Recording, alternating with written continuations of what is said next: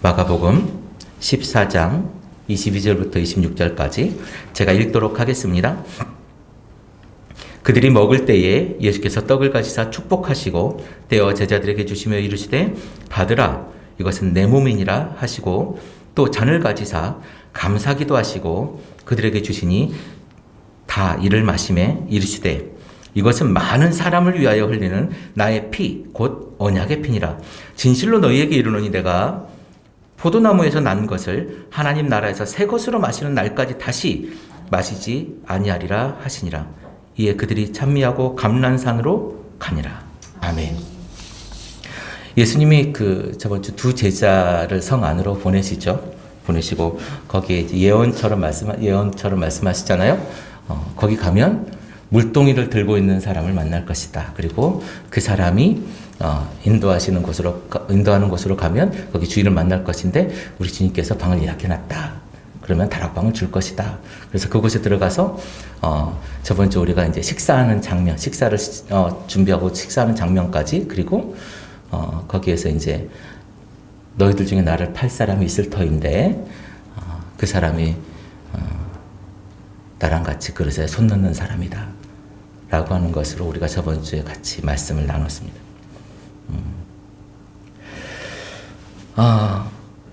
오늘 우리가 읽은 말씀에 예수님께서 이제 떡을 떼어서 하늘에 축사하시고 이것은 내 몸이다. 그리고 잔을 나눠서 감사기도 하시고 이는 많은 사람을 위해서 흘리는 내 언약의 피다. 이렇게 말씀을 하십니다. 사실 오늘 본문은 굉장히 많은 신학적 해석이 있어요.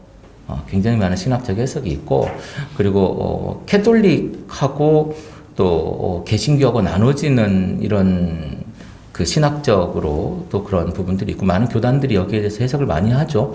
성찬을 매주 해야 된다고 하는 데도 있고 그래서 실제로 우리 그 작은 이 성찬 그 예식 잔이 있지 않습니까? 잔하고 이 떡과 포도주를 나눠서 매주 하는 데가 있습니다. 물론 요즘에는 그렇게 하지 않지만 요즘에 특수 상황이니까요. 근데 매주 해야 한다고 하는 데가 있고 매주 하는 데가 심지어 있습니다. 그리고 우리 같은 경우는 또 매주 하지는 않죠. 그런 데가 있고 이건 화채설이라고 하는 것을 여러분 혹시 들어보셨는지 모르겠습니다. 우리 몸 속으로 예수님의 그 몸이라고 되어지는 그것을 먹으면 우리 몸 안에서 예수님의 몸으로 변한다는 거예요. 그래서 몸으로 변한다 그래서 화채예요. 몸으로 변하는 거예요. 실제 예수님의 몸으로 변한다는 거죠. 포도주를 마시면 우리 몸속에 실제 예수님의 피로 들어가는 순간 변한다는 거예요. 그게 화채설입니다. 캐톨릭에서 그렇게 하죠. 그래서 성채, 화채 뭐 이렇게 얘기를 하는 게 있는데요. 우리랑은 좀 다르죠. 우리는 그러니까 개신교는 이걸 의식으로 생각을 하지 실제로 몸속에 들어가서 이게 예수님의 진짜 피로 인육을 먹는 듯한 그런 느낌으로 변한다 이렇게 얘기하지 않지 않습니까? 그래서 이 부분에 대한 신학적 해석이 많이 다릅니다. 그리고 다른 교단도 다른 데가 있고요. 그래서 여러분들도 많이 이 부분에 대해서 신학적 논쟁들이 있고 다른 부분들이 있는데 이것이 맞다 그러다 틀렸다 옳다의 문제가 아니라 오늘은 그 얘기를 하고 싶었던 게 아닙니다. 오늘은 그런 얘기는 아직 끝나지 않았어요. 몸속에 들어가서 이것이 예수님의 살과 피로 변했는지 안 변했는지 저는 사실 궁금하지는 않습니다. 그렇게 믿는 사람들이 있으면 그러나 보다 하는 거고요. 우리는 그렇게 믿지 않고 있는 거니까요. 그리고 이 말씀을 우리는 성찬식의 배경으로 보죠. 그리고 이제 다른 마태복음이나 요한복음이나 이런 데 보면 이제 그런 곳에서 이렇게 얘기하지 않습니까? 이제 나를 기념하라. 뭐 이렇게 해서 우리가 성찬을 하면서 그리스도를 기념하는 그 성찬의 배경으로 보는 구절이기도 합니다. 그런데 우리가 조금만 우리는 늘 성경을 정면에서 보잖아요. 글자만 보고 이렇게 보잖아요. 근데 조금만 우리가 여유 있게 옆으로 조금만 비껴나와서 이렇게 좀 사선으로 보면 어떨까 이런 생각을 해봅니다. 그래서 제가 성경을 보기를 여러분들에게 얘기할 때 좀 낯설게 보자 이런 얘기를 했는데요. 지금껏 우리가 해석해왔던 것처럼 너무 익숙하게 성경을 보니 늘 익숙한 성경 해석과 늘 똑같은 이야기로 되어지고 어려워진다라는 생각이 듭니다. 그래서 오늘은 제가 오늘 이 성경 말씀을 무겁게 보지 말자. 그래서 좀 가볍게. 그럼 무슨 이야기가 되느냐? 예수님 밥 먹은 이야기가 됩니다. 그렇죠. 예수님 6월절에 밥 먹은 거예요, 오늘. 어색합니까? 예수님 오늘 6월절에 밥 먹은 이야기예요. 그렇죠? 예수님 6월절에 밥 먹은 거예요. 그리고 물론 유대인들이 했던 그 행동들 중에 뭐 잔을 먼저 하느냐 아니면 떡을 먼저 하느냐 이런 유대인들의 규례들이 분명히 있거든요. 그리고 축사를 아무것도 먹기 전에 하느냐 아니면 질문을 먼저 하느냐 이런 규례들이 분명히 있어요. 그런데 예수님은 지금 그런 걸 넘어서 그것이 맞냐 그러냐 예수님은 뭐 어떠냐라고 하는 제가 주석책을 보니까 그런 얘기들이 나와요. 그런데 그런 거를 조금 뒤로 하고 신학적 논쟁을 뒤로 하고 조금 옆에서 보면 예수님 밥 먹는 이야기인데요. 밥 먹으면서 예수님이 하는 이야기예요. 우리끼리 이거는 내 피니 우리 같이 나눠서 마시자. 그리고 이 피는 우리가 많은 사람들에서 흘릴 피다. 이런 상징적인 이야기를 우리가 같이 하고 있는 거거든요. 떡은 내 몸이다. 우리 이렇게 같이 나눠서 마시자. 내가 생명이다. 이게 사실 오늘 본문의 전부인 겁니다. 무슨 이야기를 하고 싶냐면 오늘 예수님은 예수 공동체, 우리는 더 채플 커뮤니티라고 하는 예배 공동체 아닙니까? 예수 공동체가 가지는 마지막 식사예요. 십자가에 돌아가시기 전에. 마지막 식사를 함께 하는 건데 이게 이제 오늘 식사하시고 나서 감람산에 가시죠. 그리고 겟세마네 그 언덕에서 기도하시죠. 그리고 잡히시고 재판 받으시고 십자가 못 박혀 죽으시고 부활하시는 장면으로 이제 끝을 맺게 됩니다. 마가복음이. 우리는 예수님의 이 예수 공동체의 식사를 어떻게 바라보느냐에 따라서 어쩌면 우리 교회 공동체가 교회가 어떻게 나아갈 것인가가 결정된다고 생각을 합니다. 어쩌면 그저 한 끼의 식사가 굉장히 가벼울 수 있어요. 늘 하루에 3번이나 하잖아요. 제 주변에 많이 먹는 친구는 4번, 5번을 먹어요. 그러니까 조금씩 그렇게 많이 먹는다고 하더라고요. 어쩌면 매일 1년에 수백 번, 1000번을 넘게 먹는 식사일 거예요. 그것들 중에 하나일 수 있어요. 그리고 지금 오늘 먹은 음식을 보니까 대단한 음식들이 아니에요. 늘 먹던 음식들이고 1년에 몇 번씩 먹는 음식들이고 예수님은 늘 즐겼던 음식들인 거예요. 우리가 교회에서 먹는 식사가 있습니다. 여러분, 제가 가끔 다니다 보면 제가 대전에서 학교를 다녔잖아요. 지금은 없어진 것 같아요. 대전에 가면 충남대라고 하는 학교가 있습니다. 유성이라고 하는 큰 지역이 있죠. 그 지역에서 이제 충남대를 가는 그 큰 대로 지금 많이 넓어졌더라고요. 예전에 거기에 헛제사밥 집이 있었어요. 그러니까 제사밥을 해주는데 제사를 드리지 않은 음식인 거죠. 제사를 드리지 않은 음식을 이렇게 해서 그런 식탁을 차려주는 거죠. 그리고 또 유명한 밥이 어떤 밥이 있습니까? 절밥 있지 않습니까? 절밥. 여러분 절밥 드셔보셨습니까? 절밥이 생각보다 먹을만해요. 네, 절밥이 먹을만합니다. 그런데 여러분 절밥 되게 유명하죠. 절밥을 메인으로 해서 만든 식당도 있을 만큼 유명합니다. 그런데 여러분 교회밥 유명하다고 하는데 들어보셨습니까? 교회밥이 이 집 교회밥, 이 교회밥 맛있더라 뭐 이런 거 여러분 들어보셨어요? 교회밥에 내놓을 만한 메뉴가 뭐가 있어요? 국수? 아니면 김? 뭐가 있습니까? 교회밥이 유명한 메뉴. 사실은 없어요. 요즘에 밖에서 우리가 하는 것을 보면 밖에 제일 사람들이 정감해 가는 게 뭡니까? 집밥 아닙니까? 집밥. 사람 외로운 거예요. 그래서 집밥 같은 거, 집에서 해준 밥 같은 걸 먹고 싶은 거죠. 그래서 괜히 아무것도 아닌데 가가지고 그 식당 아줌마를 이모라고 부르고 우리 가족도 아닌데 이모라고 부르고 장모님이라고 부르고 뭐 이러잖아요. 그리고 서로 정겹게 그 한 가족이 돼가는 거죠. 집밥 하는 그런 데 가가지고 백반 하는 데 가가지고. 우리는 교회에서 도대체 식사를 어떤 의미로 먹어야 되느냐. 우리가 저번에 식사를 같이 하는 사람, 식사를 함께하는 이런 공동체를 뭐라고 했냐면 가족, 식구라고 하는 이름으로 우리가 만들어져야 된다라는 이야기를 했었는데요. 사실 우리가 교회 안에서 지금 여러분 이건 되게 심각한 이야기인데 지금껏 여러분이 수십 년을 밥을 먹었어요. 같이 밥을 먹고 오랜 시간 식사를 하면서 같이 교제를 나눴습니다. 그런데 여러분 여기에서 그 유대감, 그렇게 밥을 먹었던 그 가족 공동체, 교회 공동체라고 만들어왔고 쌓아왔던 그 유대감 속에서 우리는 어떤 끈끈하고 강한 연결고리가 있을까요? 어떤 그런 고리가 있을까요?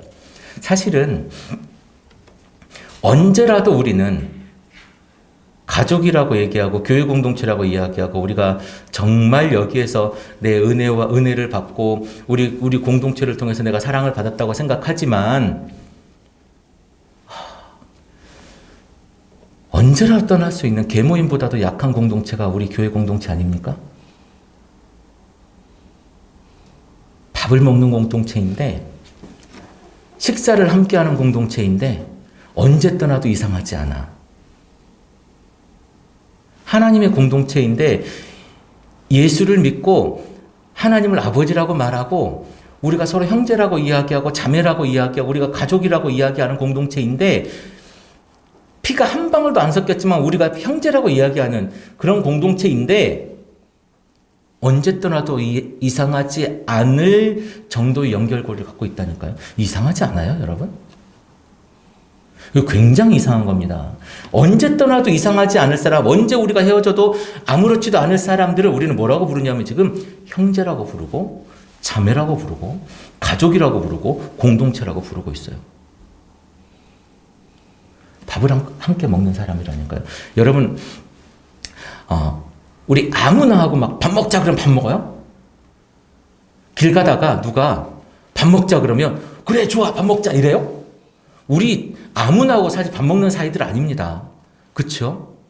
아무나 하고 밥 먹는 사이가 아닌데 우리 지금 같이 밥 먹는 사이예요. 저는 우리 장인어른을 처음 뵀던 날에 그 집은 기억납니다. 참치횟집이었던 것 같아요. 참치횟집에서 뵀는데 지금 거기서 뭘 먹었는지 어떤 음식이 나왔는지 회가 나왔는지 다른 게 나왔는지 전 지금 기억을 못해요. 왜냐하면 너무 불편했거든요. 너무 힘들었거든요. 그런데 굳이 그냥 차 한잔 해도 될 자리일 수 있잖아요. 그런데 우리는 상견례를 하거나 아니면 맞선을 보거나 아니면 다른 이런 아주 불편한 자리 아닙니까? 그런데 그 자리에서 우리 뭘 하냐면 밥을 먹어요. 그쵸. 저 그날 체했던 것 같아. 너무 불편해서 뭘 먹었는지도 모르겠고 여러분들도 그런 기억이 분명히 있으실 겁니다. 아주 불편하지만 그런 자리에 우리가 식사를 같이 했어요.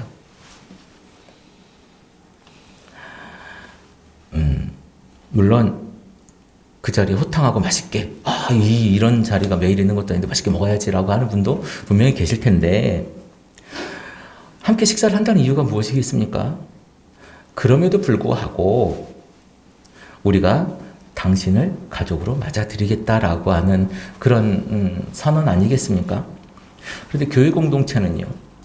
우리가 지금 함께 먹고 마시는 공동체인 우리는요. 지금 식사를 함께 하고 있는 우리는요. 지금 우리는 가족입니까? 대한민국 교회가 사실은 여러분 우리 여기 계신 분들 다들 신앙의 연륜이 오래되셨을 테니까 교회가 초대교회는 막 식사를 했다는 건 우리 익히 너무 잘 알고 있어요. 밥을 많이 먹었다는 건 너무 잘 알고 있죠. 그런데 대한민국 교회는 식사를 한 지가 오래되지 않았어요. 교회 안에서. 아주 옛날에 식사 안 했습니다. 80년대 초반만 해도 식사하지 않았어요. 예수님 승천 이후에 교회 공동체는 식사를 하는 게 굉장히 중요했는데요. 뭐 때문에 식사가 이렇게 중요했냐면 교회는 식사하기 위해서 모인 곳이었습니다. 초대교회는 교제하기 위해서 모인 곳이었고요. 초대교회는 나누기 위해서 모인 곳이었습니다. 그리고 초대교회는 위로하기 위해서 모인 곳이었어요. 그것을 하기 위해서 하는 행위가 식사였던 거예요. 배를 채우기 위해 모인 것이 아니라, 물론 배를 채우는 일은 굉장히 중요했던 일인 거죠.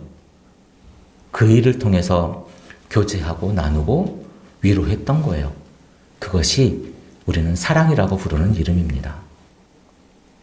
이게 교회 공동체의 식사 모습이에요. 이 식사가 살아야 교회가 사는 거예요. 이 식사가 살아야 교회에서 예수가 살아나는 겁니다. 근데 우리 공동체의 식사는 어떤 모습인가? 우리 공동체의 교제는 어떤 모습인가? 우리가 지금 교회에서 우리가 밥은 먹지 않지만 고민해야 될 이야기인 것 같습니다. 혹시 지금 속으로 지금 교회에서 밥도 못 먹는데 지금 무슨 말씀이세요? 라고 반문하시는 분이 속으로 계실 수도 있을 것 같습니다. 근데 제가 지금 말하는 식사라는 것은 지금처럼 특수하고 이런 경우가 아니라 본질에 대해서 이야기하고 있는 거예요. 우리가 앞으로 지향하고 나가야 될 방향에 대한 이야기를 하고 있는 겁니다. 우리는 한 끼 식사에서, 교회 안에서 하는 이 한 끼 식사에서 가족을 보아야 되고, 이 한 끼 식사에서 중요한 우리 공동체의 마음을 봐야 됩니다. 언제부턴가 우리는 아주 잘하는 것이 있어요. 공동체의 식사를 맞이하면서 이 음식의 품평을 굉장히 잘합니다. 달고 맵고 시고 짜고 이런 데는 굉장히 민감한데, 그 음식을 만들고 그 음식을 준비하고 또 그 음식을 나르는 이의 손길에는 우리가 민감하지 못한 게 사실입니다. 아휴, 이건 오늘 왜 이렇게 짜다니? 이건 오늘 왜 이렇게 싱겁다니? 이러고 있어요. 이게 우리 지금 모습 아닙니까? 교회의 식사의 모습. 우리는 이 한 끼 식사를 통해서 무엇을 보아야 되느냐? 이 한 끼 식사에서 우리는 창조를 봐야 됩니다. 하나님의 창조를 우리는 한 끼 식사에서 봐야 돼요. 나에게 이 일용할 양식을 주는 거 우리 감사기도 하죠. 하나님, 나에게 오늘 이 먹거리를 주셔서 내 배를 채우게 하심을 감사합니다. 이것을 넘어서 우리는 그 속에서 무엇을 봐야 되냐면 하나님의 창조를 봐야 되는 거예요. 그 손길을 봐야 된다는 거예요. 이 식재료를 만드신 하나님을 찬양하고 이 음식을 내 몸에 들어오기 위해서 배설되고 움직이고 하나님을 찬양하게 하는 그 하나님의 은혜를 보아야 된다는 거예요. 우리는 근데 그거 못 보죠. 그러니 박 집사야, 이 음식이 오늘은 왜 이렇게 짜다니? 너 어제 싸웠니? 이러고 있는 거예요.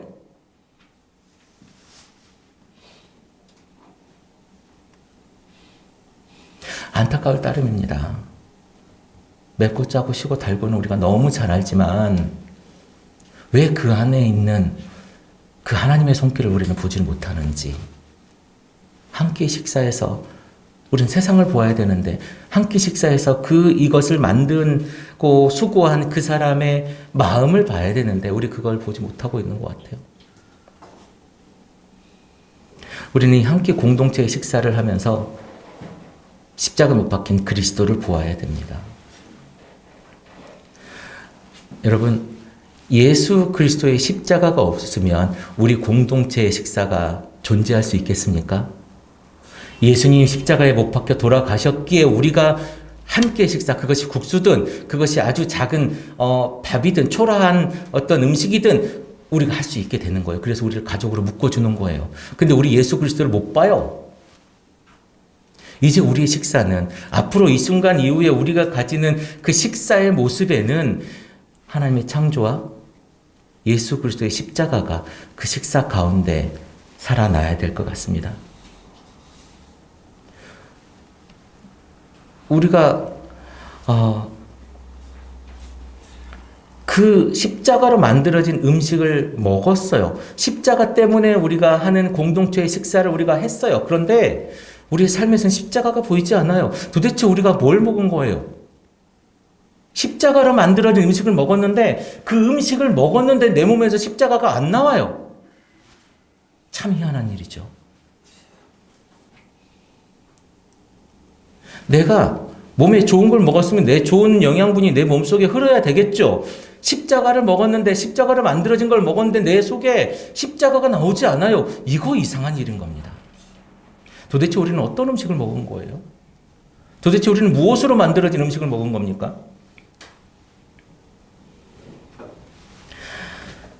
우리가 먹은 이 음식을 통해서 주님이 주신 은혜를 깨닫기를 바랍니다.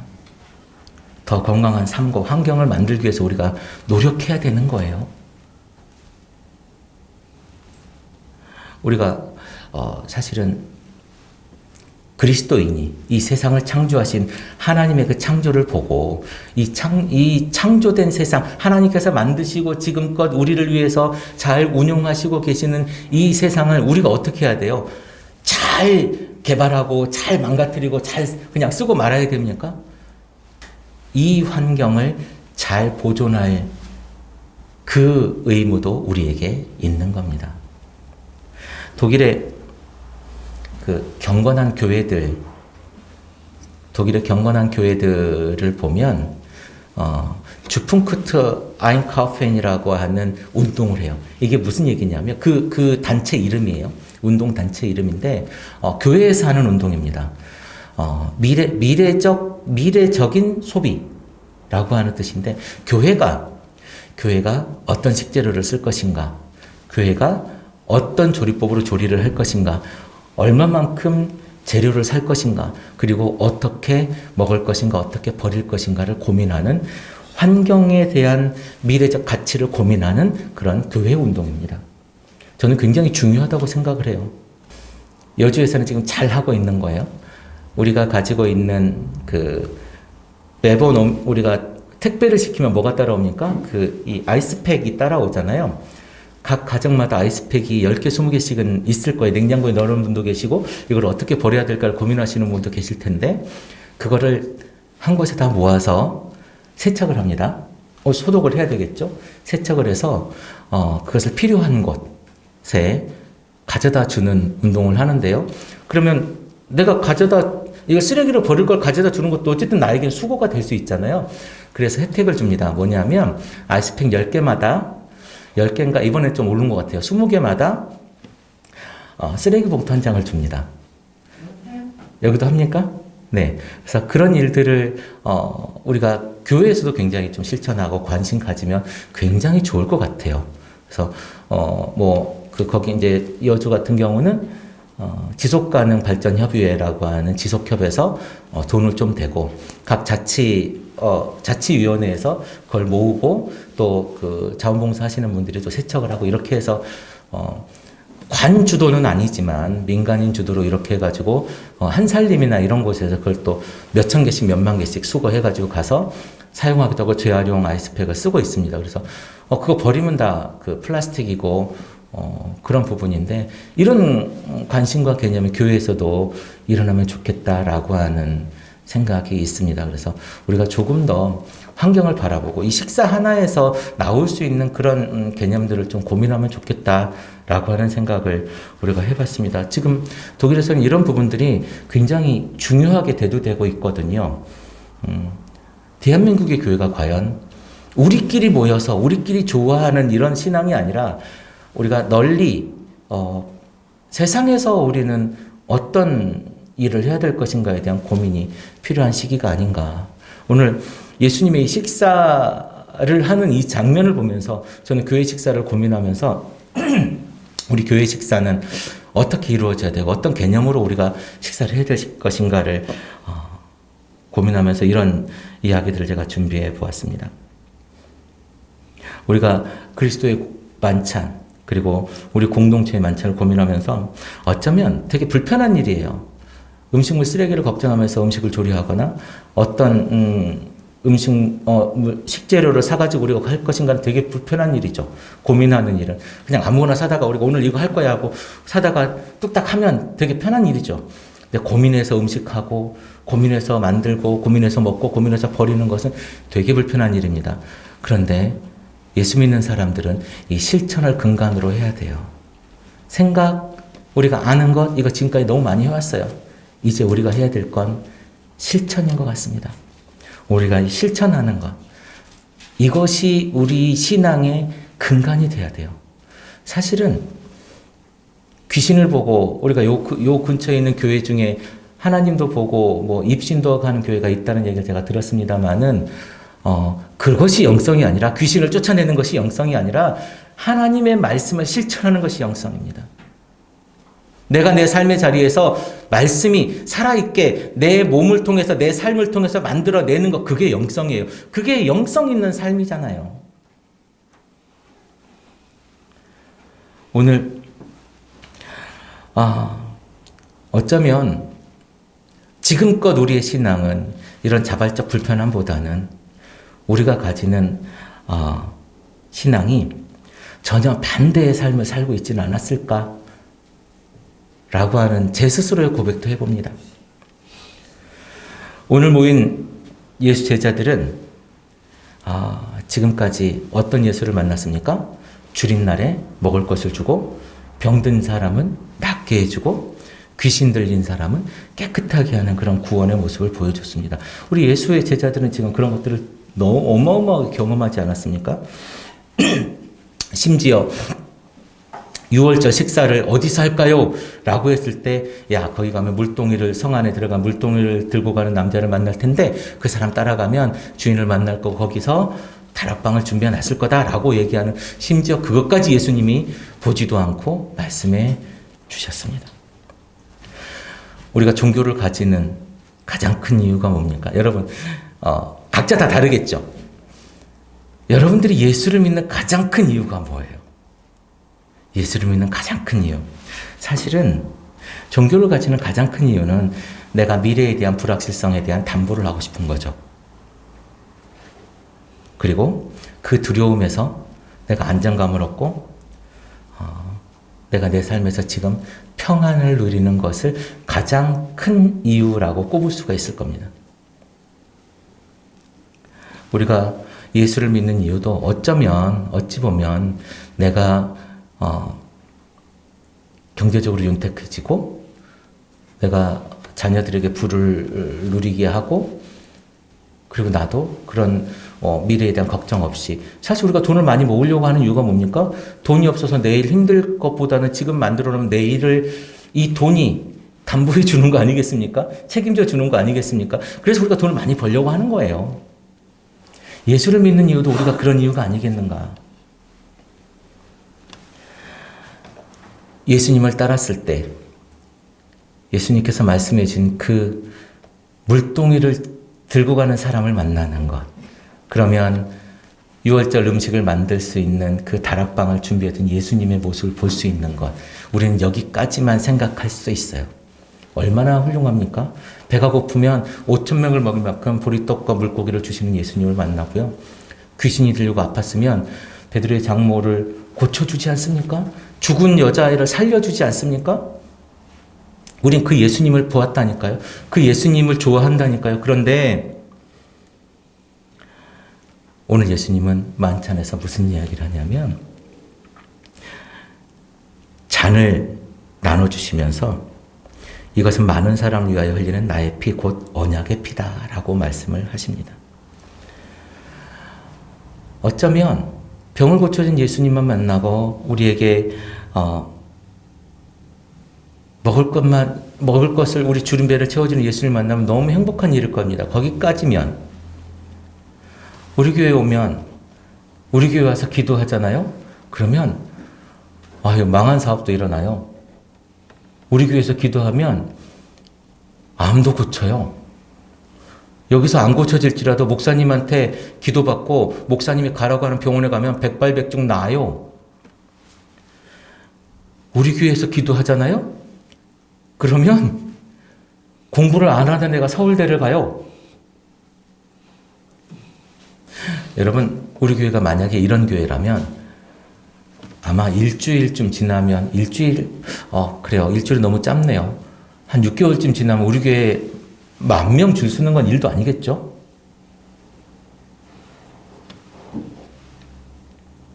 제 어린 시절 이야기입니다.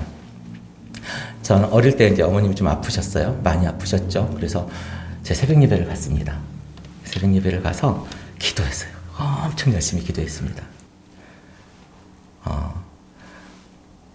병을 낫게 해달라고. 근데 불과 이제 그러고 난 지 얼마 되지 않아. 제가 그때 국민학교 중학교 시절인데요. 얼마 후에 돌아가셨죠. 어쩌면 저 또한 물동이를 들고 가는 그 사람을 만나게 했던 예수님만 보고 있었는지도 몰라요.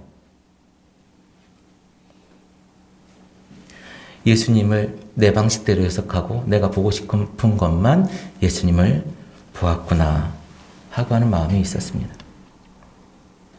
어쩌면 제자들 중에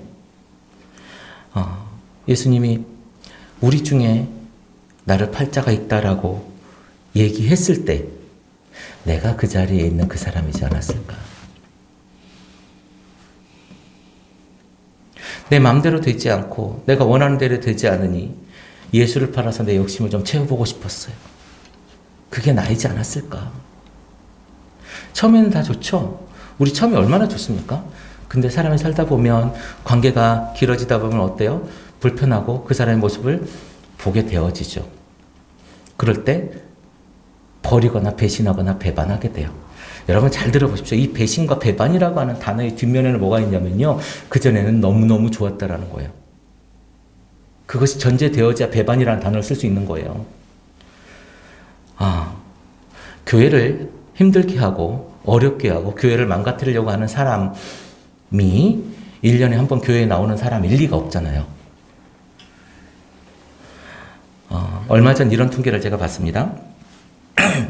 저번에도 한겨레 기사, 우리나라에 예수가 얼마나 있는지, 하나님이 얼마나 있는지 얘기하면서 한겨레 기사를 제가 인용한 적이 있는데, 이번에도 한겨레에서 이런 기사를 썼더라고요. 2021년 1월 19일자 기사예요. 대한예수교 장로회 합동교단이 코로나19 시대에 대한민국 신생태계 조성 및 미래 전략 수립을 위한 조사 결과 보고서라고 하는 걸 냈어요. 근데 거기에서 무슨 얘기를 했냐면, 교회를 혁신해야 되냐 말아야 되냐라고 하는 질문에 600명의 목사, 부목사가 무슨 이야기를 하냐면 86%가 필요하다. 그리고 약간 필요하다라고 하는 12.9%를 더하면 98.9%가 교회 혁신이 필요하다라고 이야기를 해요.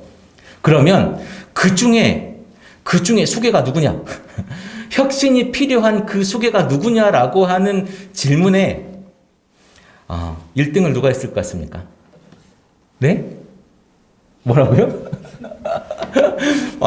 여러분 그렇게 생각하십니까? 네, 이거 목사들이 한 얘기예요. 장로교 목사들이 지금 한 이야기인데요. 네, 주요 개혁 대상 1등으로 32.8%가 목회자라고 하는 답이 나왔습니다. 그 뒤로 이제 교단이나 총회, 노회가 28.4%, 그리고 기독교 관련 모두 해야 된다라고 하는 게 이제 23% 이렇게 나왔는데요. 1등이 목사예요. 여러분, 1년에 교회 한 번 나온 사람은 개혁 대상이 아니에요. 그 사람은 개혁되지도 않고 개혁할 생각도 없는 사람입니다. 가장 교회와 관련이 있고 가장 교회와 친하고 가장 깊은 연관이 있는 그 사람이 배신한다니까요. 사실 우리 교회 6개월에 한 번 나오고 1년에 한 번 나오는 사람이 교회를 흔들 수 있겠습니까? 안 그래요. 그럴 수 없어요. 그렇게 되어지지도 않고요.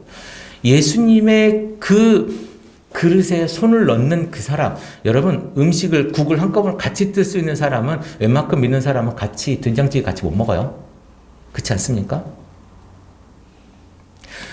같이 이 그릇에 손을 넣어서 먹는 그 사람이 나를 배신할 거다, 나를 팔 거다.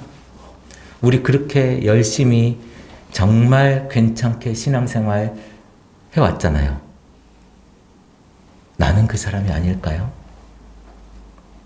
목사만 그러겠습니까?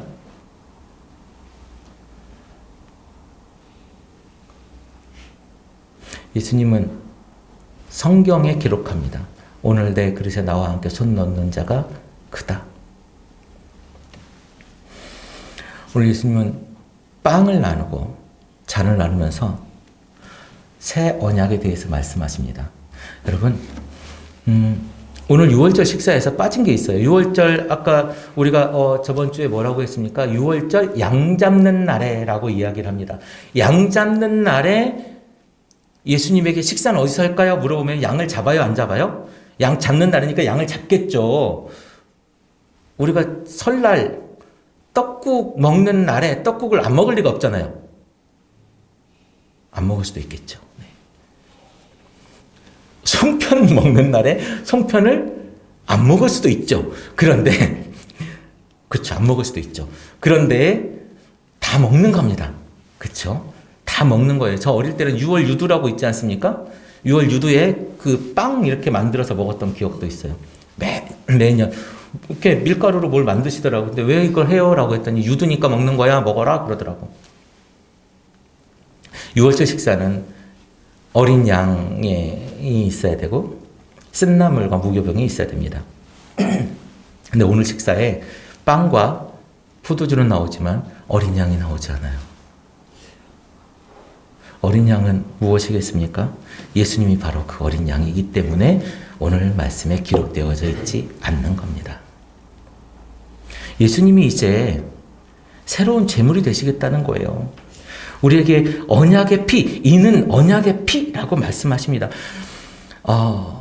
이 언약의 피 어디서 나오는 이야기예요? 우리 너무 잘 아는 이야기 있지 않습니까? 창세기 24장에 모세가 하나님께 말씀을 받아오죠. 그래서 모든 장로들을 불러놓고 말씀하시잖아요. 그랬더니 이 이스라엘 백성이 내가 하나님 말씀을 잘 따르겠습니다. 그러면서 12기둥을 세우고 소를 잡죠. 소를 잡아서 피를 가지고 그 재밌는 단어가 나왔어요. 읽어드리겠습니다. 24장 6절 말씀인데요. 5절부터 읽을게요. 이스라엘 자손의 청년들을 보내어 여호와께 소로 번제와 화목제를 드리게 하고 모세가 피를 가지고 반은 제 2단에 참 빵 터졌습니다. 반은 여러 양푼에 담고 반은 제단에 뿌리고 이렇게 되어져 있습니다. 여러분 거짓말 같은 거 한번 찾아보십시오. 양푼에 담았다. 네, 재밌지 않습니까? 저만 재밌네요. 네.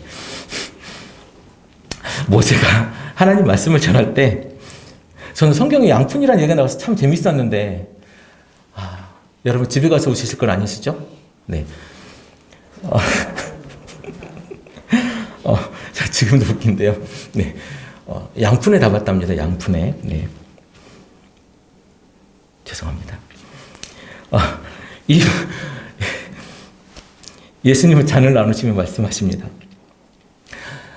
이 잔은 언약을 위하여 많은 사람을 위하여 흘리는 언약의 피라는 거예요. 그러면 지금 그 언약의 피를 같이 나눠 마시잖아요. 그 언약은 뭐예요? 하나님이 우리를 지키시겠고 하나님이 우리에게 주신 것을 지키지 않으면 너희를 죽이겠다는 얘기예요. 우리 쪼갠 고기 사이로 지나간 이야기는 너무 잘 알지 않습니까? 너와 나의 언약이 있는데 이 언약을 우리가 어기면 이 쪼갠 고기처럼 될 거야 라고 손잡고 지나가잖아요. 그런데 정말 재밌는 장면은 여러분 하나님은 아브라함과 언약에서 어떻게 했는지 아십니까? 비둘기를 쪼개지 않았죠. 작아서 쪼개지 않았어요. 그래서 하나님이 내려오지 않다가 아브라함이 어떻게 돼요? 졸아요. 잡니다. 그럴 때 하나님이 어떻게 해요? 둘이 아브라함 깨워가지고 발로 차가지고 깨워서 같이 갑니까? 아니요. 하나님 혼자 횃불 사이로 지나갑니다. 그쵸?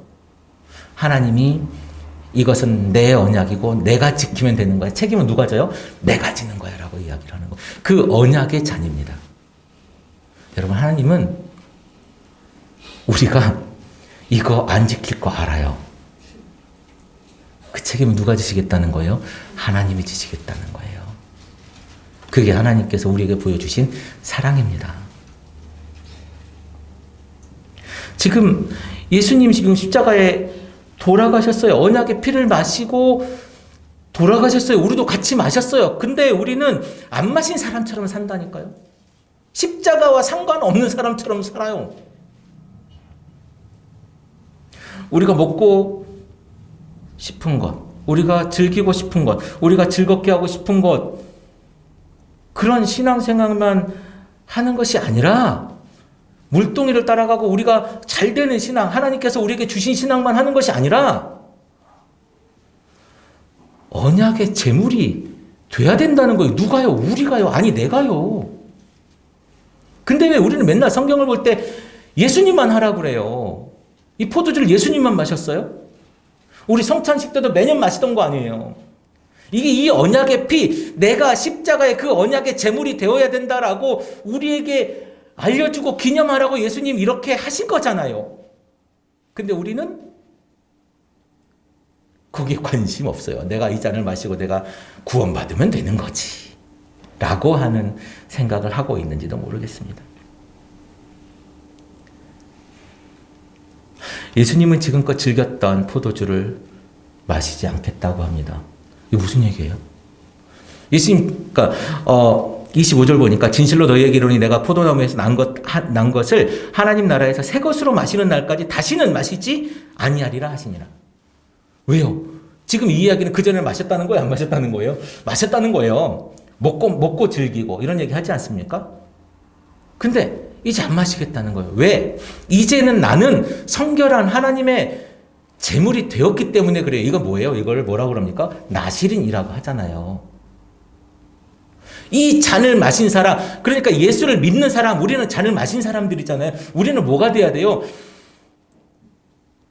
우리는 이 언약의 백성으로서 우리는 나실인이 돼야 되는 거예요. 우리 거룩해져야 되는 거거든요. 이전에 우리가 가졌던 그 즐거움으로부터의 단절을 선언해야 되는 거예요.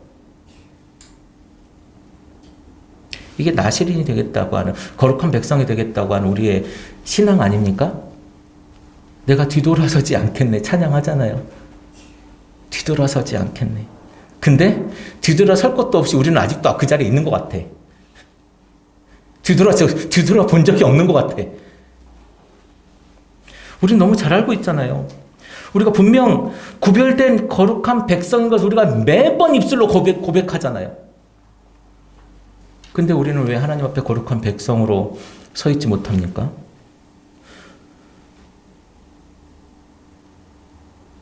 제가 이 문장을 쓰면서 제가 썼다 지웠다를 정말 10번은 했습니다.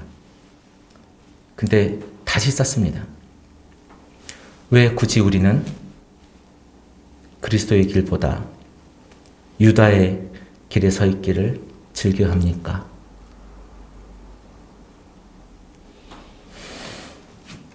어쩌면 우리는 아직도 우리의 신앙이 구별되고 하나님의 거룩한 언약의 피를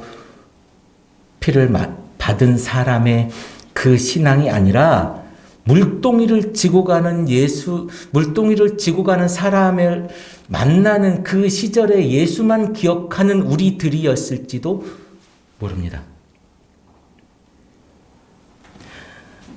여러분 지금 이 자리에 어떤 생각과 어떤 신앙으로 여러분 앉아 있습니까? 오늘 우리는 그리스도의 피의 언약을 기억합니다. 분명히 기억합니다. 우린 거룩한 백성이 되겠다고 그렇게 숱하게 기도했습니다. 오늘 우리 이 자리에 있는 여러분들은 언약의 그 능력과 그리고 그 나타나심이 이 시간 오늘 말씀을 함께하는 여러분들에게 있기를 축원합니다. 기도하겠습니다.